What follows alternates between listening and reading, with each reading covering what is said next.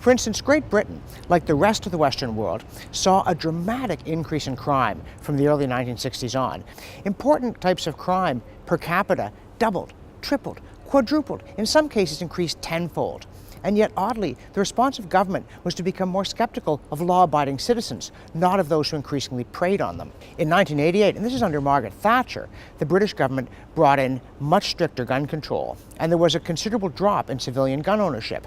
But there was an increase in crime, particularly violent crime. And then there was this horrifying massacre of school children at Dunblane, northeast of Glasgow.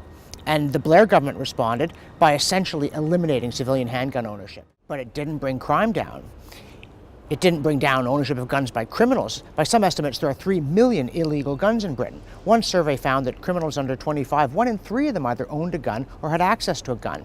And one consequence of this, one crime that's much more prevalent in Britain than it is in the United States, is so-called hot burglaries. That is where intruders come into a home where there are people, because they're not afraid these people will be able to defend themselves. This kind of gun control doesn't contribute to public order. It doesn't contribute to public safety. It doesn't contribute to decency. If you believe in evidence-based decision-making, you would reject disarming law-abiding citizens. Instead, that approach remains popular here and in most of the Western world.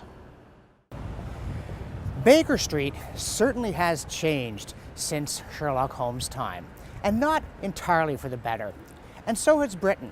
Despite the words of the famous poem, it is not always 1895 here. Not so much because the fog no longer swirls against the windows quite so thickly, or because horse-drawn carriages no longer bring clients, but because Britons today are almost entirely disarmed. Possession of handguns is essentially completely banned. And yet it's not a safer country than it was in Victorian times when there was no regulation. In fact, in 1895, the British House of Commons expressly and indignantly rejected a bill to limit possession of pistols on the grounds that it was grandmotherly, unnecessary, and futile.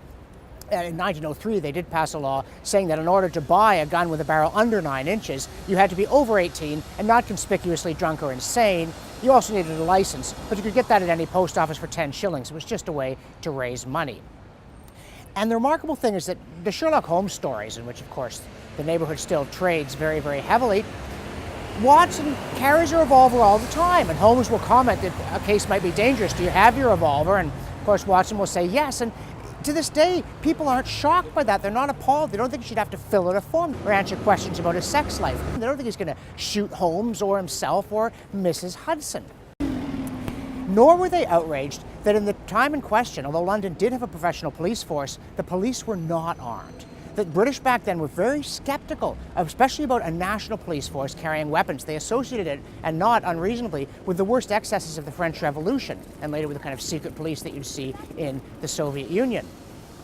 If there were going to be police, they preferred them to be local, and suppression of crime and self-protection was fundamentally a responsibility of the citizens.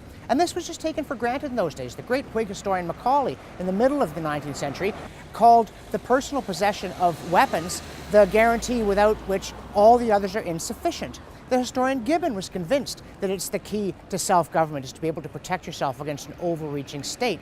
This goes all the way back to Aristotle. And the funny thing is, I think this received wisdom of the Victorian period is still generally understood today. When people today read the Sherlock Holmes stories, they're not scandalized that Watson is carrying a weapon. They don't think he's a menace to himself or to his friends and loved ones. And in the BBC's update, Sherlock, very postmodern and psychological, and Holmes himself is almost unrecognizable as a high-function sociopath with all kinds of emotional issues. Watson is a veteran of the Afghan mission, but he still carries a sidearm.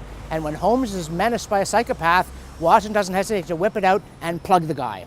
And there are no consequences afterward. Inspector Lestrade doesn't come after him to know, where did you get that gun? The public in the show isn't outraged, and the public watching isn't outraged, because we all understand, just as clearly as we did in 1895, that there is a time when you need a weapon and the authorities are either not there or not reliable.